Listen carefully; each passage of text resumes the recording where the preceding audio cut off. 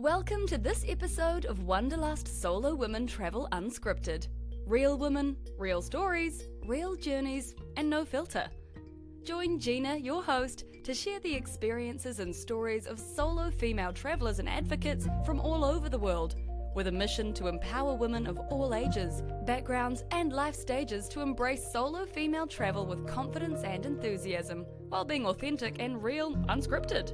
Confronting the challenges and apprehensions many women face when considering solo adventures, providing inspiration to break through those barriers. Sharing how life transitions, loss, and trauma can lead to amazing experiences, rediscovery, and life journeys. The good, the bad, and the ugly of authentic and honest travel. So let's throw out the script, get comfy, and jump right into this episode. Our guest joining me on the show is Mari Wuellner. She is a lifestyle coach and a feisty entrepreneur who believes in living on purpose and designing a life you love. Her coaching purpose is to break down walls and build up trust so that we can live the life of our dreams. In 2016, she expanded her coaching venture and launched Living on Purpose Coaching, where she helps her clients move their lives from default to design. In 2025, she took a 3-month social media sabbatical that transformed her relationship with technology, deepened her family connections, and led to a revolutionary pivot in her business. She now helps others examine their own relationship with social media and create intentional boundaries that actually work. Mari is also the founder of The Crew, a life coaching collective. She is a real estate investor, podcaster, avid traveler, and curious student of life. Mari has intentionally designed her businesses and life around her core values: family, impact, freedom, and growth. Her mission is to be a catalyst for others to realize the magic of a life truly lived on purpose. In this honest and personal conversation, we dive into how to step away from social media and start living your own life with intention and purpose. So let's go. Welcome everyone, and thanks for tuning in again to Wanderlust Solo Women Travel Unscripted. And today I'm really excited to welcome Mari. Thank you for coming in and joining us. Thank you for having me. I'm so excited to be here. And we just had a little chat. I always chat to a lot of the guests before they actually come on the podcast, and our chat was so juicy, and we really started to have a great conversation, but we want to save some of it for the podcast. So we're going to dive into that shortly. But we always start our podcast with a signature pass the parcel guest question. The question from the last guest, and I think it'll be a nice one to start this episode, is out. What is your favorite quote about travel, and what does it actually mean to you? This is when you asked me that question, my mind went immediately to the book The Alchemist. It's one of my favorite books. I like to read it once a year, and it truly is about travel and a journey and this boy's search for purpose. And one of the quotes in that book that the author uses is, "When you want something, all the universe conspires in helping you to achieve it." And I love that quote so much. It brings in a little woo, it brings in a little magic, and it also brings in, the idea of knowing what you want so deeply and then being open to the universe conspiring in your favor. I actually love that you shared that. So I was on I'll call it a date, an overseas date with a guy I met, and he opened me up to a lot of different literature, and one of the books was The Alchemist. And it is it's quite a transformative book, and you do, I think, need to read it a few times. Agreed. Yeah. I read it the first time. Like a lot of books that I think maybe we all pick up, the first time I read it, I was like, I don't get it. I don't really get it. And then you read it again a couple years later, and then it's what you needed. Absolutely. Exactly.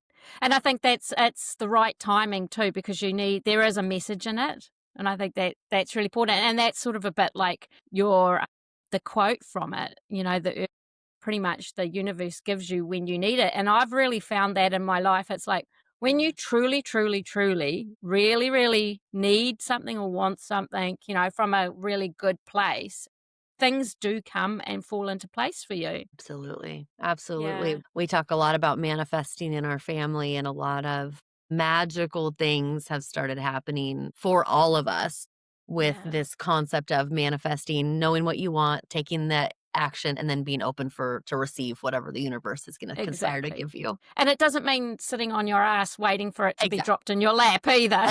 Exactly. No. We're not crossing our fingers and hoping. Yeah. So there is some action behind it. And we want to dive into the conversation, which is why you're here, is to share your message about stepping away from social media. When I saw your post, ironically, on social media, it really, really resonated with me because, again, we're on social media talking about this right now. Again, I see the irony. But I have myself really been struggling with being on social media and the pressure to show up, especially if you're in business too, and then related to travel, I see how it affects people and the experiences they are having while they're traveling. Instead of being in the moment, they're Yep. viewing it through here. So can you share a little bit about, like, from your experience, how you view about this stepping away from social media, the positive impact it can have? Yeah, absolutely. I'm going to start with a little story that just happened that I did not share with you before because this last weekend. My husband and I took my 15-year-old up to Canada for a concert, and we happened to get lucky. We manifested a VIP experience. We didn't pay for it. We manifested it, and we were front row of this concert. And we had met the event manager. And so she had taken a photo during the concert from backstage, looking out at the singer, the artist, and then the crowd. And every single person in the crowd had their phone up. And here's me. I have my elbows on the barricade, and I have my head in my hand, and I'm just looking up, absorbing it. And I did not know she was taking this picture, but it was a great reflection of the work that I've done, stepping away from social media, being present, being in the moment. And so there's lots of reasons why I took a 90-day sabbatical from all social media. It was definitely same feelings that I think you're having, is this pressure to show up in a performative way, to show up for business, to post constantly, and to allow access into my life to everyone. And I'm a creative. I'm a coach. I'm a founder of a life coaching collective. And I also describe myself as a curious student of life. So I'm always out there trying to find the insights and the ahas from the good, the bad, and the ugly experiences. And when I do that, I write. I love to creatively write and share stories. 10 years ago, when I started doing this, social media was a wonderful place. Yeah. There was so much interaction. There was so much feedback, and folks would say, in the comments, this inspired me too. That's my favorite thing to hear. Your post inspired me too. And as we all know, over the last 10 years, it's changed radically. And so I would post the same idea, same story with a insight or a aha, and get 4 likes, 0 comments. And Gina, as a 45-year-old woman, this is embarrassing to say, but it started to affect my self-worth. I get it. Yeah, it does. It does. And I thought, God, I'm letting strangers on the internet affect me so deeply to my core. There's a big fat problem here. And I felt as if for me, the way for me to solve that problem, to get curious about myself, to experiment, was to literally throw the baby out with the bathwater and take off and just leave social media for an extended period of time. So I just posted a picture, and I said, unplugged. I'm calling this experiment unplugged. If you want to connect, here's my email, and emails will still go out to my list, but otherwise you won't see me for a while. And that was that. And then the insights started coming. How did you find that? Like, was it a bit of a detox? Like, were your hands shaking and you really wanted to grab your phone? You don't even know. I mean, you do know. I joke and I say my thumb didn't know what to do because I wasn't scrolling anymore. The insights, so I wasn't even aware. I was not even aware of how habitual picking up my phone and going to Instagram was. I did not even know. And so that was the first insight, was like, oh my God, I'm doing this at least 4 times an hour. In my life, when I'd be standing in line at the grocery store, Gina, I'm like, this is crazy, but at a stop sign, all these in-between moments in my life, I found that I was trying to fill them with someone else's life, social media. That was the first insight. My thumb didn't know what to do. I was constantly grabbing my phone. And then on the more dramatic side, I felt like I died Yeah. because I went from sharing a lot to nothing. And it was during the summer, and we had just moved to a new house on a lake, and we were boating and surfing and doing all these fun things. And I would take a photo or a video and go to post it and realize, oh, this is just for me. This experience in this photo is just for me and my family. And so it felt as if I died. Nobody knew what was going on in my life, and that was hard for a minute. Isn't that weird? Because not that far ago in the distant past, that's actually what we did. You know, I can remember flicking through my grandparents' photo albums. I loved doing that. You know, photo albums were a really cool thing. They weren't for the world to see. They weren't for strangers to see. They were for our family and close Absolutely. friends. Yep. And now we have this external pressure that we need to share things with people, like you said, we don't even know. And then I really agree with that whole likes, you know, how we're basing everything on likes. Now, I went and there's a company that does like tours for, you know, they organize group trips for influencers. So you go on and host it and blah, blah, blah, but they do all the back end. But it said you had, and what got me, it said you had to have above 10,000 followers, like on Facebook or Instagram, 10,000 followers on TikTok. Do you know what it had for organic actual community? 100. What? I was shocked. So you could have 10,000 random people. They valued that more than 100 actual people in your community. And I was like, is this what we're valuing ourselves on now?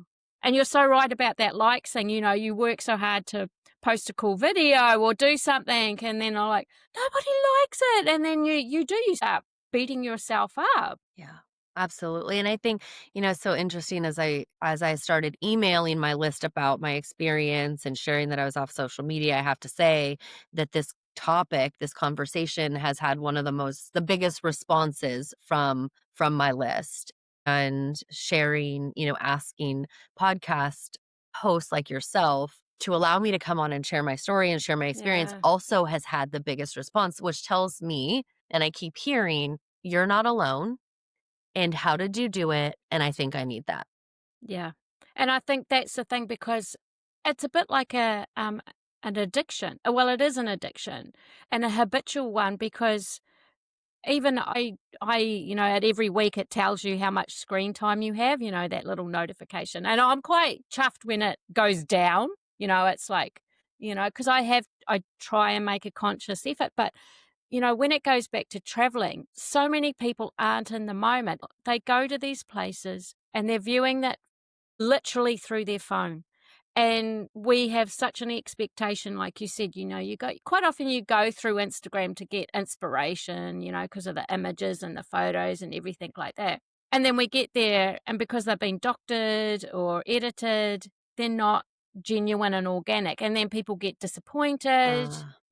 That's a real thing too. So it's this reliance on social media to give us an impression of what we're supposed to expect. Have you experienced that or felt that? Oh my gosh, absolutely. I just, went to so many times. I think of Europe, like the photos that we see on Pinterest of Europe are radiant and bright. Europe is dirty. Like the reality is quite different. And so what a disappointment. What a disappointment to be expecting something and realize that wasn't true. That wasn't what you were going to experience. But also I wanted to go back to, you mentioned addiction. And that is such a great thing to consider. A lot of people talk about addiction when it comes to substance use. And what I've been hearing recently is like, analyzing your relationship. So like analyzing your relationship with alcohol or your relationship with these addictive substances. And I think my invitation would be to analyze your relationship with social media. Yeah. I mean, I coach women to get out of toxic situations, step away from relationships that cause pain, anguish, suffering, that make you feel small. And if that is the relationship that we have with social media, it's a great time to look at it. But I also liked what you said. You said, we can also get inspiration from social media. And that is an invitation to curate your feed. I love you touch on this. This is so important. And it's really interesting the amount of people that actually don't know about the algorithms. Really? Yes. Yeah, because absolutely. they're not thinking about it, like you said. So curating your feed is so important. Can you explain that a little bit more? What I think about that is making sure that everything, if you're going to scroll, if scrolling brings you joy or adds something to your life, like inspiration, making a conscious effort to get rid of any accounts or people that don't bring that joy or that don't bring what you want into your life. When we hop on social media, it is truly a transfer of our state, our emotional state, could be our physical state, our mental state. We are transferring control from us to the algorithm, as you said. And so and I know there's ads, I know we can't control it all. However, if we don't take that effort to curate and get rid of all the hate and the nasty and the Pinterest perfect people that make us feel a certain way, then we truly are handing over our emotional state to an algorithm. 100%. And I find it too. And I get stuck in this trap is like, I work my ass off, as you would, you have in the past with social media and showing up and doing informative and valuable posts, and you do that. And then you see someone come on and do something else, and all of a sudden they've got so many likes, and you're like, I've worked really hard. And then you start comparing yourself. And I think that's one of the worst things I've found, even for my own self-worth on social media, this comparison you start to have with other people. Again, it's out of your control what those people are doing or how people respond to that.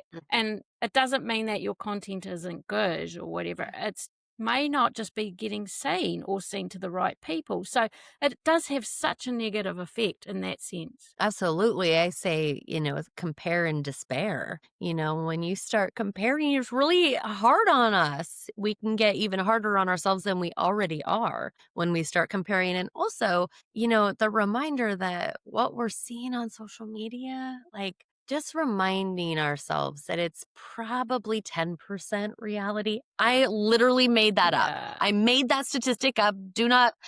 That is not scientific or research-based. I wouldn't think it's actually that far off the truth. We'll touch on that a little bit more. So, continue. But what you're seeing is not the reality. And so we're comparing ourselves to an unrealistic, unachievable standard. It's just not healthy. No. And because it's edited, so going back to what you were just saying there about it not 10%, and quote,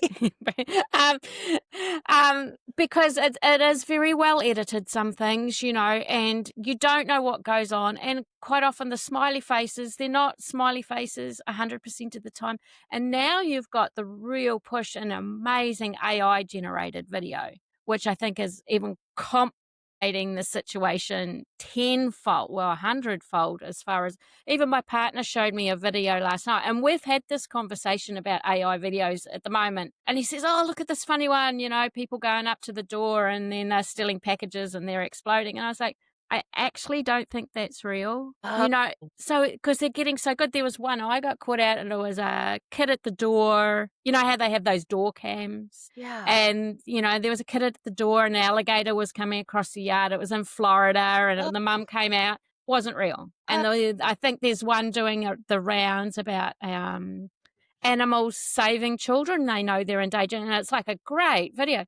Not real. So even our reality of what we see on social media is evolving so rapidly. And how do you compete with that? You can't. You can't compete. And then also, that's so sad to me because that's, for us, we're critical thinkers. We have fully developed brain, and for us who are, of that age and not be able to tell the difference between what's real and not real are poor children, the next gen. And so, one of the things that there's a lot of insights and ahas that I got from this, but one of the things that I did realize was it was time to ask my youngest, who's not an adult yet, to step away from social media. And I felt ethical. I felt okay doing that because I was. Yeah.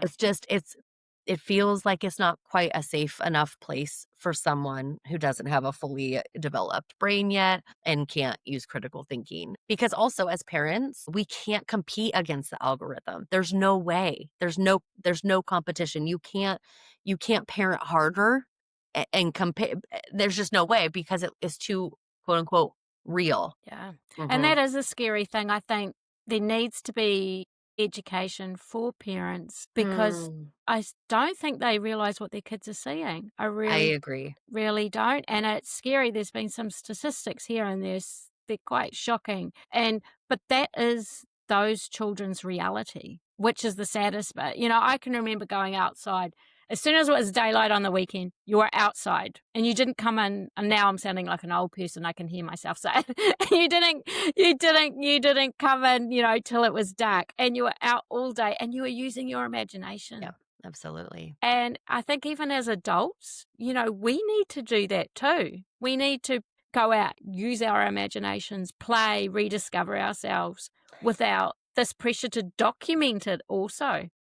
I think that's such a great point. It's permission to be bored. And you want to know where the greatest ideas come from? Folks being bored, And if you want to tie it back to travel, that's where, when you're bored, sitting in a square in Spain, you're going to either look on your phone and take yourself out of Spain or out of wherever you're traveling to, or pick your head up and do something about that boredom. Have a conversation. Ask for, what's the specialty food here in this region. Notice that there's a alleyway that way that's not on the map, but let's go explore that alley, right?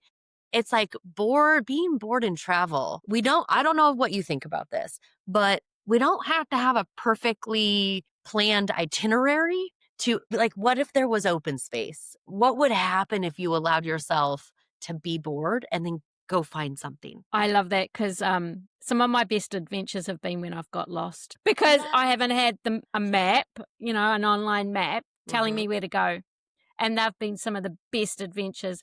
And, like you said, looking up, and when people will not talk to you when you're on your phone. So you're actually shutting yourself down to having conversations with people. And I know that could be scary for some people, having conversations with strangers, but some amazing things come from that. And that's how you learn, you make new connections, you make new friends, you might discover someone goes out, like you said, there's an amazing restaurant down that little alley. And you won't know any of that stuff until you sort of pick your head up out of that phone and start engaging with the world again. It's so amazing if I think back to my pre-social media life to now, and the connections that I made before were so much deeper than, because you say, you're connected to so many people. I think of, when I was 18, I worked at a fish cannery up in Alaska. And one Sunday I worked because I was going to study in Florence the next year, and I needed to, earn as much money as I possibly could for that year abroad. And I happened to have a Sunday off, and so I went to church. I went to the local church in Alaska, and as they do, they said, any visitors? So I raised my hand, and this other couple raised their hand, and they were from Milan. And I was like, oh my gosh, I'm going to go and talk to them because I'm moving to Florence. I didn't know how close they were. Anyway, we exchanged email addresses. I spent a whole weekend at their house in Milan. I just got chills remembering that story because that doesn't happen anymore, or at least it's few and far between. Give me your Instagram and then we'll never connect again. That's such a cool story. And what a serendipitous thing to happen as well. I mean, you are so true, like back, I'll go even 10 years, 20 years. You have different connections with people. And I think that opening yourself up to those opportunities. And I love how you've just shared a little bit about Florence, because you have a time, like you said, you were, lucky to go and study in Florence, but I love that city. It's a stunning place. But then you went back later on, and I found that story really. Do you want to share that one? Yeah. So I studied my third year of college in Florence, Italy. And it was an entire year program. It was amazing. And in Christmas time, so halfway through the year, I got pregnant. And my parents, we probably spent literally every last penny that they had sending me here. So they didn't have the funds to bring me home early. And they said, you're going to have to stay. You're going to have to stay and tough it out for 4 more months. Well, I was 20 years old, and it was the hardest 4 months of my life.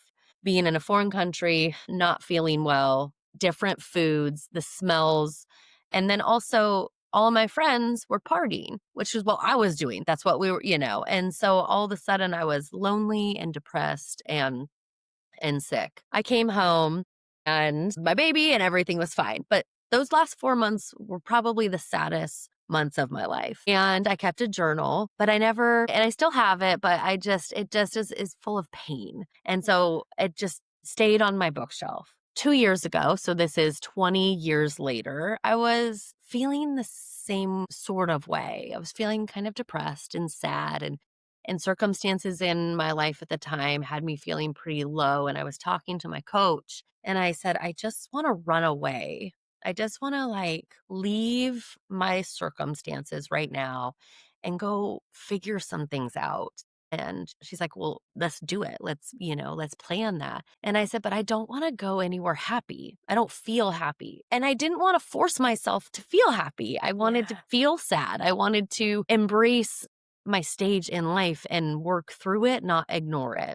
And so I thought, what's the saddest place I can think of? And it was Florence for me. And so I took myself back to Florence for 10 days solo. And I brought a new journal. I'm an avid journaler, and I decided to bring the journal that I kept during those 4 months. And what I anticipated was I would read a entry, and then I had 2 journals with me everywhere I went. I would read an entry and I would write back to her. And my thought was, I'm going to help heal her. My 20-year-old lonely self, I was going to help heal her. So I traveled Florence, and I did take a lot of photos, and I did take people along for the ride, but I was not on social. And I went to all the churches, and I went to all the restaurants and had the wine and had the journals, and it was by myself. It was interesting. I took a tour a couple days into it, and I spoke, and I was like, oh my God, this is the first time I spoke in days because I was just by myself. I get that. Yeah. And at the very end, there was a note from my son's father. He was a college student as well, and I hadn't reread the note, and I took it with me to Santa Maria Novella and the church, and I sat there, and oh my gosh, it's going to make me emotional. And I'm crying, and I'm reading the note, and it dawned on me that my 40 self wasn't sent to Florence to heal my 20-year-old self. My 20-year-old self healed me now. Oh my gosh. Thank you for allowing me to cry. Yes. And it was the most healing, soul-giving experience. And it was just me and my journals by myself in Florence. I think out of a lot of the stories I've had, that is actually one of the most beautiful ones. And though it's from a sad place, it's actually a beautiful story. And I think, my listeners or our listeners should really embrace that message, because I think a lot of us have been through trauma in our younger years, and we carry it, and we think, like you said, about healing that person when it is about healing who you are now. So thank you so much for sharing that personal story, because I think it's so relevant, and I think it's beautiful how it actually tied in. It's not an eat, pray, love story quite, but it's that how taking yourself out of the space you're in, I think that's so important. Well, if anybody wants to buy the movie rights, I'm available to sell my story. You know what? It would be a great story. Even do a book. It is actually a really cool story. And I think there's so much we could talk about just that. But yeah, seriously, think doing a book. I actually love it. Thanks, Gina. You know what? That was the first time I've shared that story. And I have my own podcast. So, well, I'm really grateful that you felt comfortable to share it. So I really appreciate that. And like I said, it is a really touching story. And I've been to Florence too. So when you tell me that story, I'm sort of picturing you there, because I know the city, and I can feel it. Oh, now I'm getting chills. That's freaky. I love it. I hope that helps. And I think, another piece that I kind of forgot in the story is maybe travel doesn't have to be a certain way. It doesn't have to be full of excitement and thrill and joy and happiness and laughter. There's a lot of other ways to embrace and experience travel that's just as beautiful. That's a perfect quote. That's just the best quote, because and that relating back to your social media and stepping away, we're told this is how travel should look, or this is how life should look. And quite often it's not. It's messy. And I know people share that stuff, but to me, it's not. What you just shared is so more powerful. And I think that's the most important message. And what is one takeaway that you can tell our listeners that you want to really get clear and send them, if they want to take this journey? Yeah. What is one of the first steps that they can take? So I do have a 5-day free social media sabbatical. And the takeaway from that is we're grown ass humans and we get to do whatever we want. And so if you want to reevaluate your relationship with social media, it doesn't have to be a full sabbatical. It can be whatever you need. And so the biggest takeaway is this is not an invitation to, like you said, it doesn't have to be done the same way. And even the fact that you've listened to this episode all this way tells us that you're curious about it. And so you get to experiment. Life is one big experiment. Play with it, have fun, see what happens, see what feels right, see what doesn't feel right. And also, like, don't put so much pressure on it. Like we're going to mess up. We're going to like pick up our phone and dang it. I was trying to be off social media. We're human beings. Take the pressure off and do it your way. That would be my tip. Yeah. And mine, just a little to add in that to tie into travel, take the photos, then put your phone down and be in the moment. Take a few snaps, then put your phone away and just see what you experience.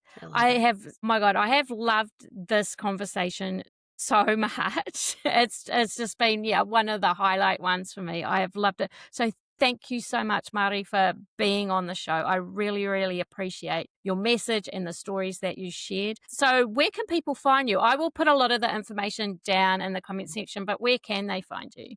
Okay. Ironically, Instagram, you'll learn about me on Instagram, but my email list, is, and then the free 5-day social media sabbatical challenge. The organic way.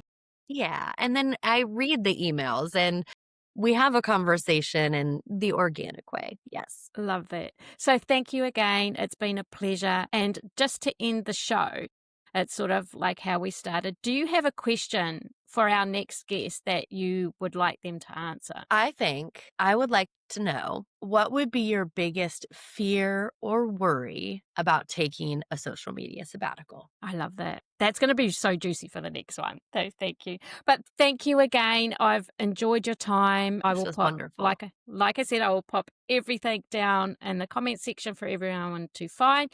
And remember, everyone, share the love, like, comment, and subscribe. And also remember, it's never too late to unleash your wanderlust. Join us next time.